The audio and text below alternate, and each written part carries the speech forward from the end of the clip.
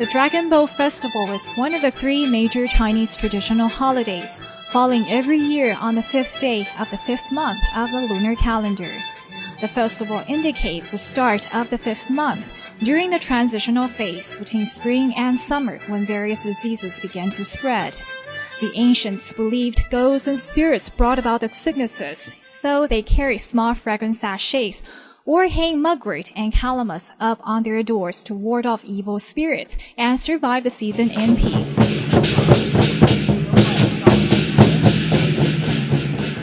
An alternate story about the festival was to commemorate the death of Qu Yuan, who lived over 2,000 years ago as a ranking official in the state of Zhu during the Warring State period of the Zhou dynasty.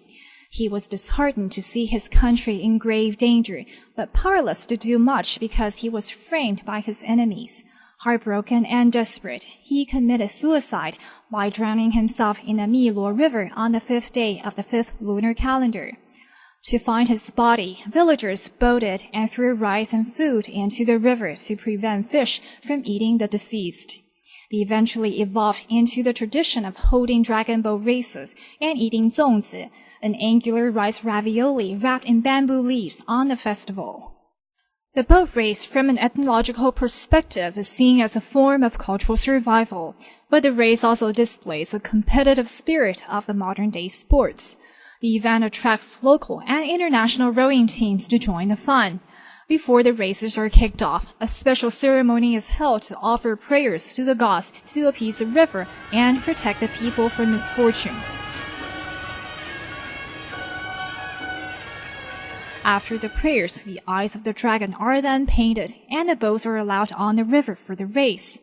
At the sound of the gun, the teams take off, leaving swooshes of trails on the blue river. The teams row to the rhythm of the drum and paddle in unison to reach for the finish line.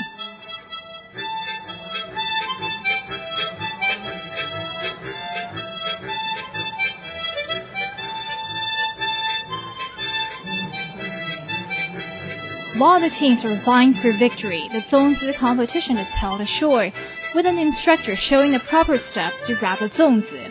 I think that it was a lot of fun to learn how to make the zongzi. Although this was the second time that I've made the zongzi, I think this is a good example of the Taiwanese cuisine and a traditional Chinese food that I should know how to make. Foreigners and locals, young and old alike, join the contest to have a blast and cheer for the boat teams. After the zongzis are steamed and unwrapped, people begin to dig in, and amid gales of laughter and folk performances, the event ends on a perfect note.